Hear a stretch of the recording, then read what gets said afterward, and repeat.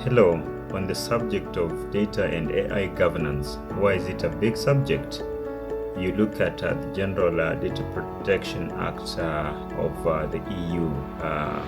It's called the General Data Protection Regulation, the GDPR. They started looking at AI as a risk. Why is that the case? We are training tools, we are training models that will act as human beings, and therefore we don't want to take a risk of letting these tools and models perform activities, make decisions without a human control. Just like the way you'll train your kid to engage with the peers or to act well when around adults, it's the same way we're training these AI models. It's through a process called reinforcement learning. So when the kid does something that is out of the norm of that specific culture or society, you remind them that that is not the right thing to do. So they go and correct. If they do something that is good, that is consistent with the norms of that specific culture, you probably clap at them, or rather clap for them. You praise them for that kind of behavior that, let's say, it's aligning with what the older generation would want to see in a society. So you're reinforcing that good behavior that they can, let's say, keep doing it or even teach their fellow kids. Now, if you're not controlling your kid, they become an embarrassment when you have your guests. When you have visitors around, then you don't want them around you. Now, the worst case scenario is when they're acting alone, let's say in school where you're not present to monitor them, or let's say the society is not helping you to monitor them, then the consequences are bad, both to the kid and probably to yourself as the parent. At the same way, if we take that into the era or into the arena of artificial intelligence, we want to train models that will act well when we are not watching them. We want to reinforce good behavior, that these models will still act well. We shall trust and have it that these models will behave in the right way in our absence. So this is why the GDPR, the General Data Protection of the European Union, starts with looking at AI, artificial intelligence, as a potential risk to humanity. It's an existential threat. So why is it an existential threat? The models have been trained to the point that even human beings can't tell what the model is doing behind the scenes. This is a case of where you've trained your kid, they have matured to the point that whatever they are thinking, whatever they are doing, you can't even understand their thought process. So if we've reached at that level, then we have to be just careful. We have to constantly monitor. This is why the European Union is so strict with the regulation of the AI models and any innovation that involves AI. So this starts with looking at a human person, a human being is a natural person whose fundamental right to be a human person must be protected. So they start with the first provision of the European GDPR looks at protection of the private data, your privacy as a person, not even as a group. You as a natural person, it's a fundamental right that you have. Even the state does not give it to you. The state is only there to protect it. So that is the first provision of the GDPR. If it starts like that we are developing these regulations to protect human beings, to protect you as a person, as a natural person, whose fundamental right is the right to privacy, and then everything else develops from that.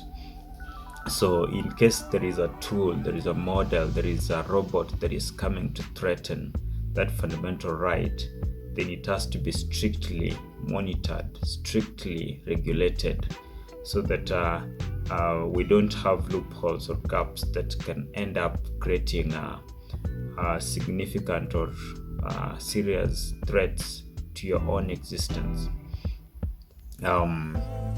Let's delve deeper into this. For instance, if some bad actor, and in our society, of course, we don't live in utopia. If we have bad actors, we take an example of there is someone somewhere who is thinking of developing a very good model that can deliver a nuclear bomb to some country or to some culture or to some tribe, to some race, at the maximum impact possible, optimized to achieve the maximum impact possible with limited effort, with limited resources, then that has to be stopped. It has to be controlled. It has to be prevented at all costs. So that's why we say we have to monitor these tools. The EU regulations on data and AI development was so much future oriented, because they were developed way back in 2016, even before we could have the popular generative AI models like ChatGPT that just came in 2022. So the GDPR had already envisioned the potential for AI to grow to a point that human beings could not control it. Let's say that was is it more than 6 years before they came into the market, and they started growing at an exponential rate. So it's only less than 3 years since we started to see these models and we started interacting with them. But the magnitude of what we've seen and achieved within these 3 years could not have been imagined less than a decade ago.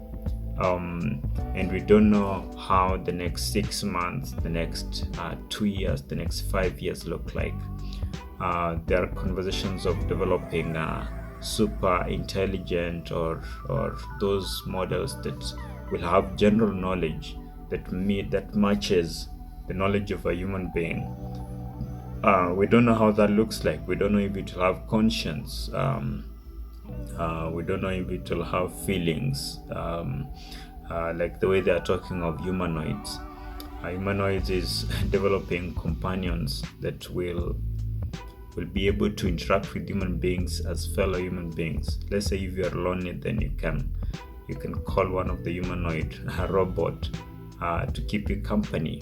We don't know how that looks like, but it raises so many questions. Let's say social questions, philosophical questions, religious questions, family structure, all those political questions. We can only hope that good actors will be the ones who are developing these robots and these tools. But that is not always the case. We shall see all kinds of things coming up. With money, you can develop anything you want. So when you hear us talk about data and AI governance, these are some of the things we're looking into. They need to be regulated at all costs, because there is a potential for a bad actor somewhere to just develop something that can cause maximum damage to a community, to a society, to a country, to a state, to a continent, within a very short time, without knowledge of anyone. So AI has been approached from a risk perspective in the European Union context. But when you look at, let's say, the United States, the big tech companies are based there. For them, they look at, we're developing these tools to serve you. We're developing these tools, let's say, to enhance, to improve your human experience. Let's say you're developing tools that can automate processes and human beings don't have to struggle working so much. But now in that process, we're creating more uncertainties. Let's say we are not sure if we shall still have our jobs in the next 2 years. We've already had cases of people losing jobs, particularly programmers and data experts, data analysts, data entry persons, customer care attendants, name them. They're already losing their jobs because whatever they used to do has been automated. There's a robot that can do that job way better without getting tired. So if that is the case, what are we expecting?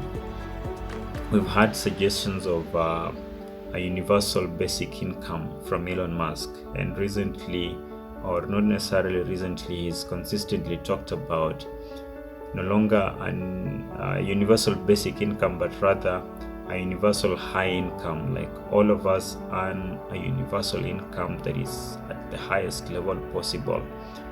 The structure of that has not been explored scientifically, but it's an interesting area to look into. If we're just sitting around and getting the money because our work has been automated, how does that look like for everybody, and for the work and for the meaning of life?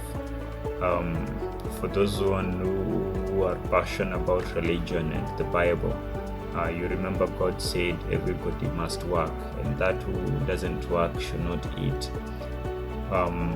How does that change even the religious doctrine? Quite interesting future that we have, that we can only live to explore. So as of now, we can only look at AI from the risk perspective to averse any potential negative damage, or rather any potential damage that it can cause to our own existence. Let's keep discussing the AI and data governance.